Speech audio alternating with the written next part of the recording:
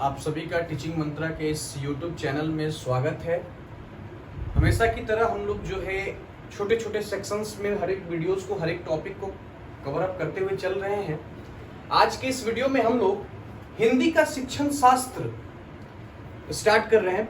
जब English pedagogy आपकी शुरू की थी उस टाइम में भी मैंने आपको बताया हुआ था कि अगर आप इंग्लिश पेडागोजी सेक्शन को अच्छे से समझ लेते हैं तो आपको हिंदी पेडागोजी पढ़ने की जरूरत नहीं है। दोनों को रिलेटेड कहिए, इंटर रिलेटेड कहिए, समान है एक तरीके से। तो अगर किसी एक सब्जेक्ट को आप अच्छे से समझ लिए तो दूसरे सब्जेक्ट को भी आप समझ सकते हैं। ठीक है, आइए आज इस वीडियो में हिंदी का शिक्षण शास्त्र शुरू करते हैं। देखिए, जो हमारा इंडियन कॉन्स्टिट्यूशन है, भारतीय संविधान है, भारतीय संविधान के अनुच्छेद 343(1) में कहा गया है कि हिंदी जो है हमारी राजभाषा होती है। हिंदी क्या होती है? राजभाषा होती है, न कि राष्ट्रभाषा। हिंदी राष्ट्रभाषा नहीं है। हिंदी जो है हमारी वह राष्ट्रभाषा नहीं है, हिंदी हमारी राजभाषा होती है। हिंदी क्या है? राजभाषा है। ऑफिशियल लैंग्वेज एक्ट ओला के अकॉर्डिंग हिंदी जो है हमारी राष्ट्रभाषा नहीं होती है। हमारा ऑफिशियल लैंग्वेज जो है वह हिंदी है। ठीक है, और अगर एसोसिएट ऑफिशियल लैंग्वेज की बात करें तो वह हमारा इंग्लिश है।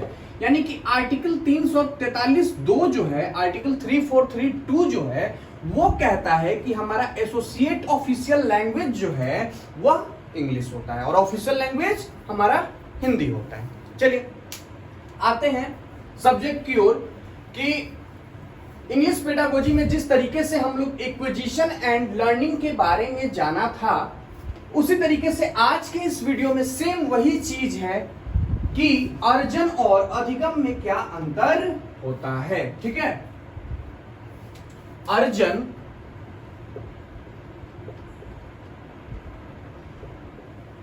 और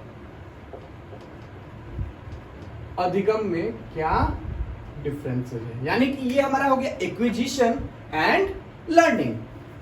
तो एक्विजिशन एंड लर्निंग में बात की हुई थी कि अर्जन जो है हमारा वह कैसा प्रोसेस होता था? अनकॉन्शियस प्रोसेस या सबकॉन्शियस प्रोसेस। तो हिंदी में वही चीज सेम आ गया आपका कि यह जो है अचेतन या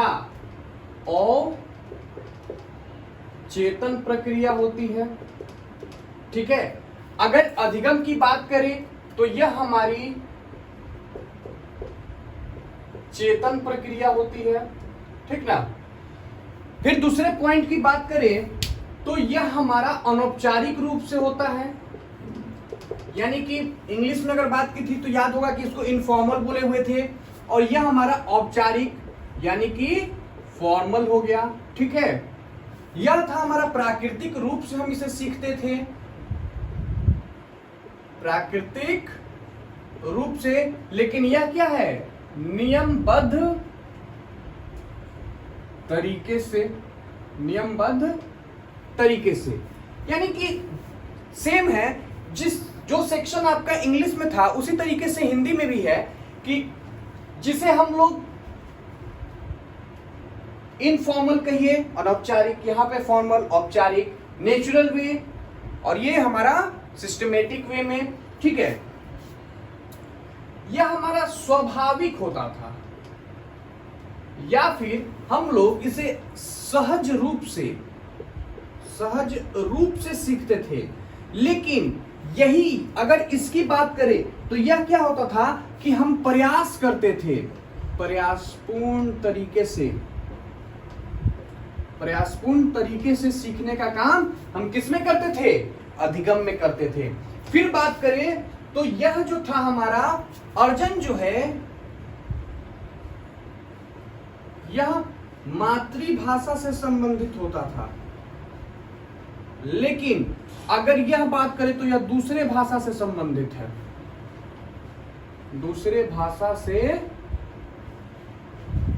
संबंधित। ठीक है, आइए एक बार फिर से देखते हैं अर्जन क्या है। तो अर्जन एक अचेतन या अवचेतन प्रक्रिया है जो अनौपचारिक रूप से हम सीखते हैं और यह प्राकृतिक रूप से सीखा जाता है, स्वाभाविक और सहज रूप से इसे हम प्राप्त करते हैं, और यह मातृभाषा से संबंधित होता है, जो मदर टंग होती है उससे संबंधित होती है। लेकिन वही जो अधिगम है यह चेतन प्रक्रिया होती है, औपचारिक होती है, नियमबद्ध तरीके से हम लोग इसे करते हैं, प्रयासपूर्ण तरीके से करते हैं, और यह दूसरे भाषा से संबंधित होता है।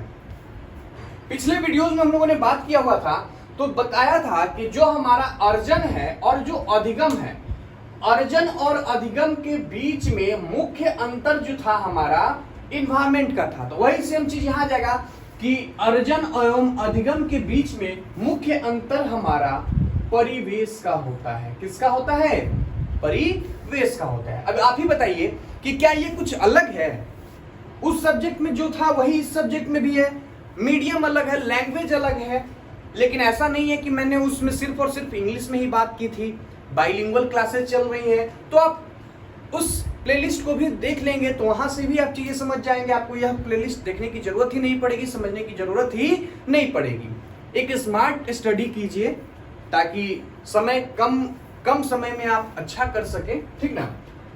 इस तरीके से आपने आज के इस हिंदी के शिक्षण शास्त्र विषय के अंतर्गत अर्जन एवं अधिगम को जाना, इनके बीच के अंतर को समझा, ठीक है।